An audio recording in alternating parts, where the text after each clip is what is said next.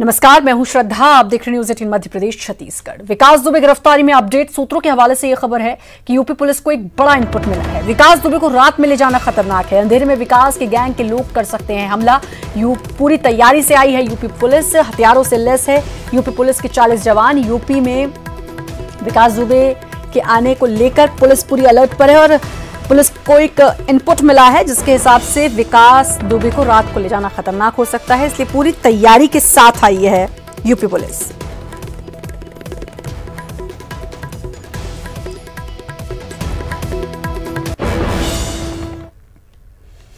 उज्जैन, विकास दुबे की गिरफ्तारी मामले में बड़ा अपडेट। महाकाल मंदिर के 3 सुरक्षा गार्ड को लंबी छुट्टी पर भेजा। महाकाल मंदिर समिति के प्रशासक ने की पुष्टि।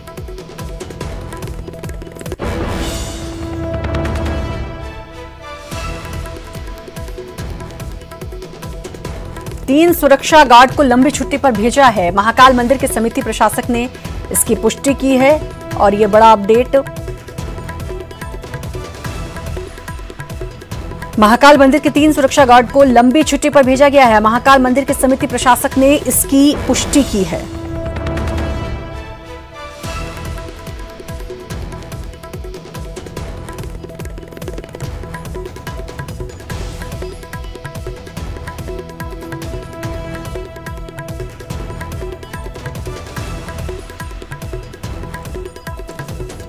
तो महाकाल मंदिर के प्रशासक ने पुष्टि की है। 3 सिक्योरिटी गार्ड्स को छुट्टी पर भेज दिया गया है और एसआईएस के जो सिक्योरिटी गार्ड्स है वही शक के घेरे में है। आनंद, हमारे संवाददाता हमारे साथ जुड़ चुके हैं। आनंद, 3 सिक्योरिटी गार्ड्स को छुट्टी पर भेजा है और वो शक के घेरे में भी है। बिल्कुल, देखिए जिस तरह से आज पूरा दिन भर घटनाक्रम चला है और उसमें सबसे पहले ये तीनों गार्ड ही थे जिन्होंने उसको आइडेंटिफाई किया था। उसके बाद पहचानने के बाद ये लोग मीडिया के सामने भी आए हैं। तो शुरुआत से ही ये बताया जा रहा था कि मीडिया के सामने इनका जो यहाँ पर रोल रहा है और जिस तरह से पुलिस को इन लोगों ने खबर की है तो आखिर ये क्या पहचान कैसे पाए और पुलिस को इन्होंने किस तरह से खबर की, इस सबको लेकर भी बताया यही जा रहा है कि अभी तीनों जो गार्ड हैं, सुरक्षा एजेंसी है, प्राइवेट एजेंसी, उनके गार्ड बताया जा रहा है और इन तीनों को फिलहाल अभी छुट्टी पर भेज दिया गया है। इसकी पुष्टि महाकाल मंदिर के प्रशासक ने भी की है। जी, इनको छुट्टी पर भेजा गया है। मंदिर से भी ये जाहिर है पुलिस पूछताछ करेगी क्यों छुट्टी पर भेजा गया, जब ये खुद ही संदिग्ध माने जा रहे हैं, क्योंकि ये कहा जा रहा है कि जो ये एसआईएस जो सिक्योरिटी एजेंसी है इसके मालिक के कनेक्शंस आनंद तिवारी के साथ थे और आनंद तिवारी ने साथ दिया है पूरा विकास दुबे का।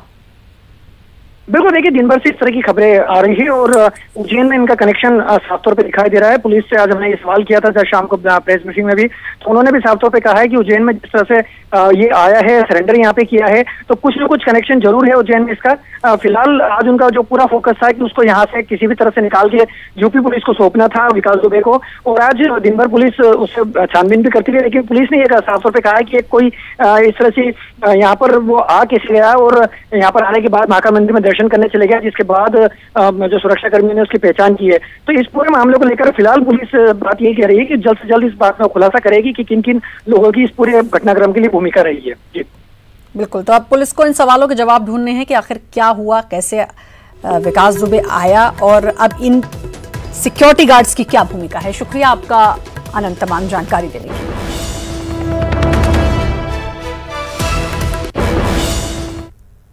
उज्जैन पुलिस ने प्रेस कॉन्फ्रेंस की। विकास दुबे की गिरफ्तारी का यह पूरा मामला है। एसपी मनोज सिंह ने मीडिया को जानकारी दी।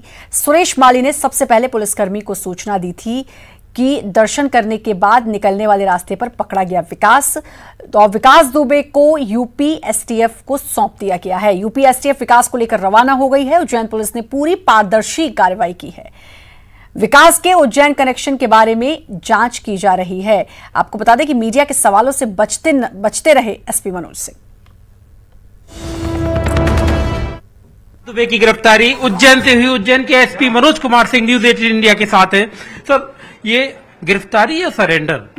देखिए, जो हमारे पूछताछ में पूरी बात आई है, इसमें सबसे पहले दर्शन करने के पहुंचा वहां पर महाकाल मंदिर के सामने, जहां सुरेश माली की दुकान पे गया। सुरेश माली ने इसको रिकॉग्नाइज किया कि टीवी पे देख करके संदेह हुआ, तो उसने महाकाल थाना जो प्राइवेट सिक्योरिटी एजेंसी लगी है उसको उसने खबर किया, धर्मेंद्र और राहुल नाम के 2 बच्चों को, कि मुझे संदेह है कि ये विकास दुबे है।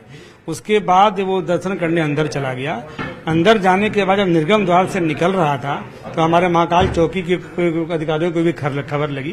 वो दोनों निर्गम द्वार पे गए, जहां पे इसे पूछताछ किया। उसमें उसने बताया कि अपने आईडी छुपाया और नाम गलत बताया। फिर जब पूछताछ हुई तो वाकई उसने कहा मैं विकास दुबे हूँ। फिर थाने उसको ले जाया गया। विकास दुबे इस वक्त कहाँ है? यूपी पुलिस कानपुर में उसका ऑफेंस रजिस्टर्ड था और कानपुर से वांटेड भी थी, क्योंकि पूरा केस कानपुर का था और यूपी का था। यूपी एसटीएफ से और यूपी एसएसपी कानपुर से लगातार हम लोगों का संपर्क था। यूपी एसटीएफ की पूरी टीम आ गई थी, जिसके हम लोगों ने सुपुर्द करके यूपी रवाना कर दिया। तो बड़े सवाल उठ रहे हैं आपके इस पूरी, जो भी आपने उसको पकड़ा, कि ये कहा जा रहा है कि आरोप लग रहे हैं कि ये गिरफ्तारी है और इतना दुर्दांत अपराधी, आखिर उसने उज्जैन ही क्यों चुना? नहीं, देखिए, बाबा महाकाल की नगरी है, वहाँ पे लोग दर्शन करने के बहाने आया होगा ये, और इसमें किसी तरह का क्वेश्चन और सवाल की बात नहीं है। कि तो बहुत अहम बात है कि आज से 2 दिन पहले ही मैंने जितने हमारे खुफिया की पुलिस टीम है पूरे जिले की, उसकी मीटिंग लिया था और अपने इंटेलिजेंस को मैंने काफी इनपुट अच्छा करने का प्रयास किया था। 3 दिन पहले की बात है। और सभी नागरिकों को मैंने थाने से जोड़ने का प्रयास किया था। तो बहुत ही अच्छा कहा जाएगा कि जो हमारा फूल और मालिक का दुकान वाला था उसने इसको फोटो दे के पहचाना और हमारी पुलिस को खबर किया। उज्जैन में कोई उसकी मदद कर रहा था? इसके संबंध में हम अभी पूछताछ कर रहे हैं, हमारी जांच जारी है। जी, कोई लेकर पूरा पूछताछ कर रहे हैं। अभी जब सब कंक्रीट बात आएगी तो हम सामने आपको बताएंगे। उज्जैन में भी विकास दुबे की मदद हो रही थी और इस बारे में पुलिस पूछताछ कर रही है। वो पुलिस इस बात को साफ कर रही है कि विकास दुबे को यहाँ पर कोई केस नहीं था, इसलिए उन्होंने यहाँ पर गिरफ्तारी नहीं दिखाई और अब उसे यूपी एसटीएफ को सौंप दिया है, जो विकास दुबे को लेकर कानपुर रवाना हो चुकी है। Manoj Sharma, Ujjain, news 18 India. शहडोल से बड़ी खबर। विकास दुबे के बाद यूपी का एक और फरार बदमाश गिरफ्तार किया गया है। शातिर बदमाश शूटर मोहम्मद अख्तर शहडोल से गिरफ्तार हुआ है। विकास दुबे से कनेक्शन की आशंका भी जताई जा रही है। अतीक अहमद गैंग का ये बताया जा रहा है। प्रयागराज के कई थानों में अख्तर पर दर्ज है तकरीबन एक दर्जन मामले। सबसे बड़ा सवाल, आखिर शहडोल में क्या कर रहा था अख्तर? क्या विकास दुबे से है अख्तर का कोई संपर्क? शहडोल पुलिस ने यूपी पुलिस से किया संपर्क। मामले में हर एंगल से जांच कर रही है शहडोल पुलिस। तो पहले विकास दुबे और एक और अभी शातिर अपराधी मोहम्मद अख्तर भी गिरफ्तार हुआ है। अब ये भी देखा जा रहा है कि कहीं विकास दुबे से तो इसका कोई कांटेक्ट नहीं था। प्रयागराज में इस शख्स पर तकरीबन 1 दर्जन मामले दर्ज हैं। तो ये कुख्यात आरोपी बदमाश शूटर मोहम्मद अख्तर शहडोल से गिरफ्तार हुआ है। अब कैसे ये आया, क्या कर रहा था मध्य प्रदेश के शहडोल में, ये सब इन सब चीजों को खंगाला जा रहा है।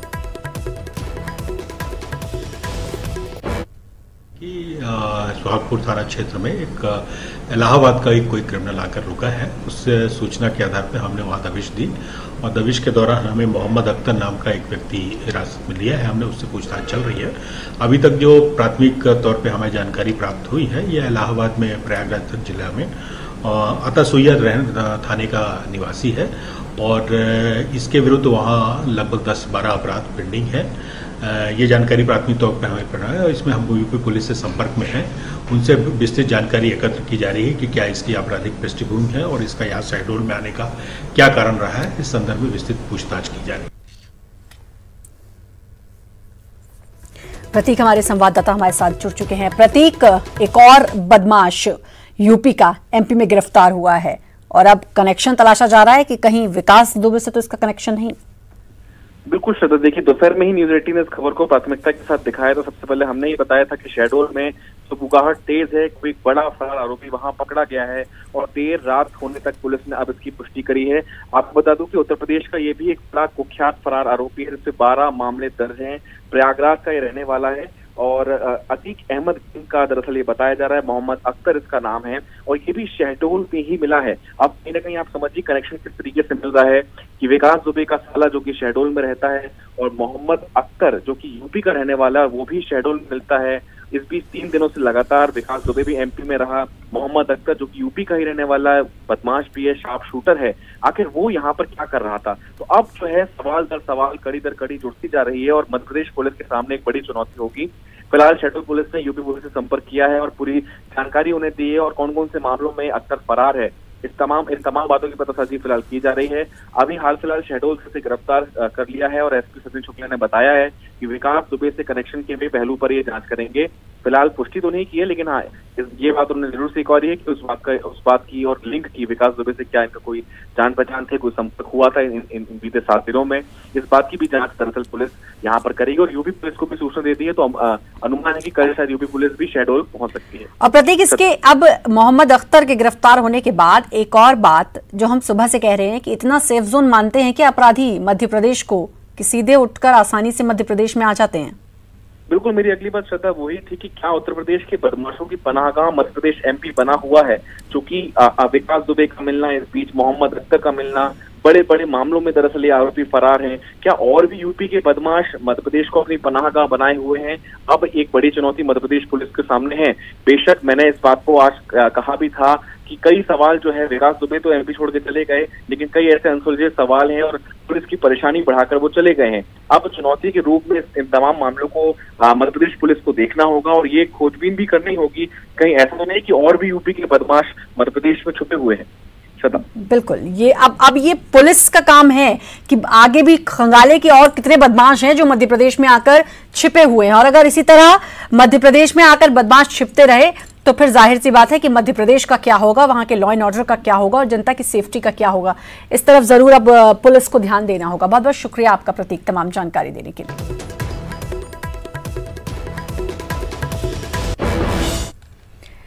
एमपी में 24 सीटों पर होने वाले उपचुनाव से पहले कांग्रेस पार्टी में हर किसी को खुश करने का प्लान पर काम तेज कर दिया गया है।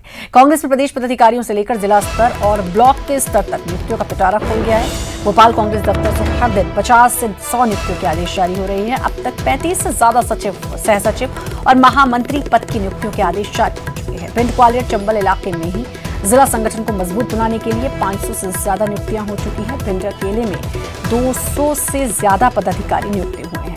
ग्वालियर में 4 जिला कार्यकारी अध्यक्षों की नियुक्ति की गई है। उपचुनाव से पहले कांग्रेस में हो रही नियुक्तियों पर बीजेपी तंज कसा है। प्रदेश कांग्रेस कमेटी जहां उचित समझती है, जहां पर उपचुनाव हो रहे हैं, वहां अगर हमें कार्यकर्ताओं की अधिक आवश्यकता है तो ऐसे स्थानों पर प्रभारी बनाए गए हैं, समन्वयक बनाए गए हैं। प्रचार प्रसार के लिए भी बहुत सारे कार्यकर्ताओं की जरूरत पड़ती है, तो उस तरह की नियुक्तियां की गई है। तो ये नियुक्तियां जिन सीटों पर चुनाव हो रहे हैं वहाँ पर की गई हैं। पीसीसी स्तर पर भी नियुक्तियां हाँ की गई है ना, पीसी स्तर पर भी की गई है, क्योंकि हमारे अनेक कार्यकर्ता उपेक्षित हुए थे जिनने कहा है। और खासकर ग्वालियर संभाग में जो लोग पार्टी से बगावत करके गए हैं उनके स्थान पर नई नियुक्तियां की जाना जरूरी है।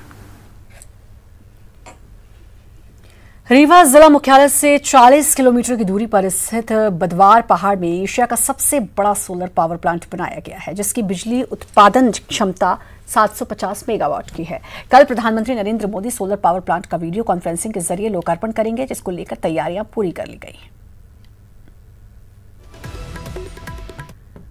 की शुरुआत 22 से शिलान्यास जो है 22 दिसंबर 2017 को माननीय मुख्यमंत्री जी एवं अन्य मंत्रीगण के द्वारा किया गया था।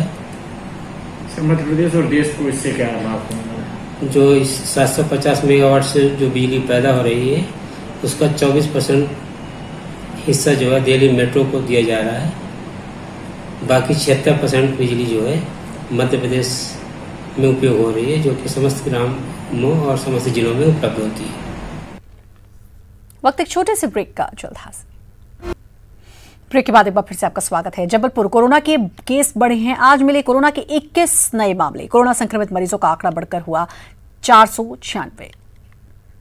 तो कोरोना के केस बढ़ चुके हैं। जबलपुर में 21 नए मामले आज कोरोना के मिले हैं। अब ये आंकड़ा पहुंच चुका है 496 तक।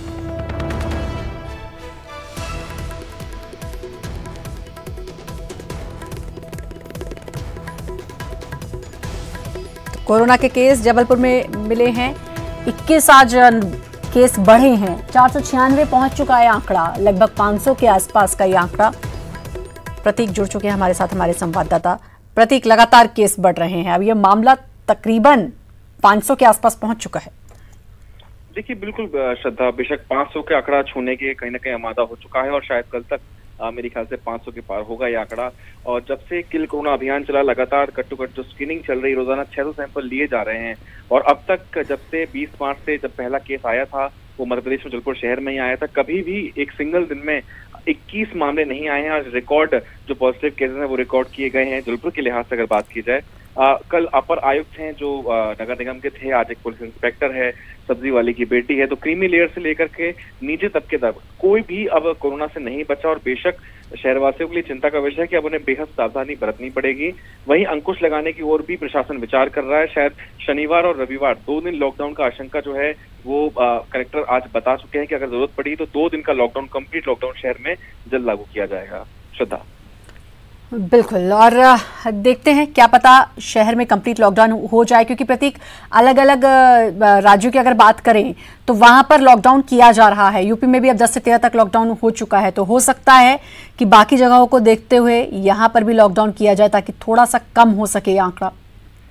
बिल्कुल बेशक श्रद्धा, कुछ भी संभव है। प्रशासनिक अधिकारी भी इसी ओर विचार कर रहे हैं कि सावधानी रहेगी तो आगे अच्छे ढंग से तमाम कार्य हो सकेंगे। और अभी अगर सावधानी नहीं बरती, क्योंकि कहीं ना कहीं सबसे पीक में जो है कोरोना वो पहुंच चुका है पूरे भारत भर के लिहाज से, 30 नंबर पे हम हैं, तो समझ सकते हैं कि आखिर कोरोना किस प्रकार से तेजी के साथ, गति के साथ फैल रहा है। और विशेषज्ञों ने भी यही बताया था कि अगर अभी कंट्रोल नहीं किया गया तो बेशक जून जुलाई के महीने में सबसे चरम पे ये पहुंचेगा। और कुछ उसी और रफ्तार बढ़ रही कोरोना की, मध्य प्रदेश में हो, देश में हो, भारत में हो, हम जिस भी लिहाज से बात कर लें, तो अब बेहद सावधानी की जरूरत है। ये देखा जा रहा है कि अनलॉक में लोग कहीं ना कहीं लापरवाही बरत रहे हैं, कुछ लोग बिना मास्क के घूम रहे हैं, बड़ी बड़ी गैदरिंग में आसानी से जा रहे हैं, तो बेशक सावधानी की जरूरत है। बिल्कुल, बहुत बहुत शुक्रिया आपका प्रतीक तमाम जानकारी देने के लिए। एमपी में कोरोना के बड़े मामले, एमपी में संक्रमित मरीजों का आंकड़ा 16,000 के पार हो गया है। 11,000 से ज्यादा लोगों ने कोरोना को मात दी है। ये एक जरूर राहत वाली खबर है। अब तक 629 लोगों की कोरोना जान ले ली। इंदौर और भोपाल में कोरोना से सबसे ज्यादा लोग संक्रमित हुए हैं, तो आंकड़ा बढ़ चुका है। एमपी में 11,000 से ज्यादा लोगों ने कोरोना को मात दी है, लेकिन 16,000 से ज्यादा लोग कोरोना की चपेट में आए हैं। 629 लोगों की कोरोना ने जान ले ली। और आपको बता दें कि इंदौर और भोपाल में कोरोना के सबसे ज्यादा संक्रमित लोग पाए गए।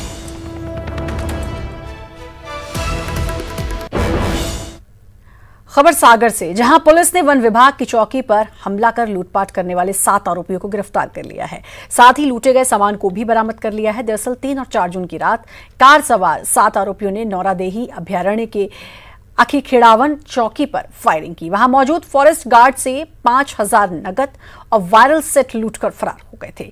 पुलिस की जांच के दौरान 7 आरोपी शिकंजे में आ गए थे। सभी आरोपी दमोह के रहने वाले हैं। विभाग की एक चौकी है जो कि थाना रहली अंतर्गत आती है और नौरादेही अभ्यारण्य लगता है। यहाँ पर अज्ञात बदमाशों द्वारा चौकी पर आकर और घटना कारित की गई थी, जिसमें शासकीय पंप गन, 6 कार्ट्रिज, 5,000 रुपये और शासकीय वायरलेस सेट ये लूट के ले गए थे। और इनके द्वारा फायर भी किया गया था, जिससे कि फॉरेस्ट कर्मचारी बाल बाल बचे थे। ये अत्यंत सनसनीखेज घटना थी। इसमें एडिशनल एसपी के नेतृत्व में टीम बनाई गई थी, जिसमें एसडीओपी रहली, थाना रहली के थाना प्रभारी, उनका स्टाफ और साइबर सेल के हमारे कर्मचारी थे। और बहुत ही मेहनत से काम करते हुए इसमें पूरे 7 आरोपी जो कि मूलतः दमोह के रहने वाले थे, इनको गिरफ्तार कर लिया गया है। और इसके साथ ही इसमें घटना में प्रयुक्त Maruti Omni van, pump gun, लूटे गए कार्ट्रिज, पैसे और शासकीय। जबलपुर के नेताजी सुभाष चंद्र बोस मेडिकल कॉलेज अस्पताल में दोपहर को उस वक्त हंगामा हो गया जब प्रसूता की मौत के 24 घंटे बाद भी उसका पोस्टमार्टम नहीं हो सका। सिवनी जिले के लखनऊ दौन के पास आधे गांव के निवासी निशा चौकसे ने बुधवार को एक बच्चे को जन्म देकर दम तोड़ दिया। उसके बाद चिकित्सकों ने उसकी लाश मॉर्चरी में भेज दी, लेकिन जिला प्रशासन ने कोई अधिकारी उपस्थित न होने की वजह से पूरे 24 घंटे बीत जाने के बाद भी मृतका का पोस्टमार्टम नहीं हो सका।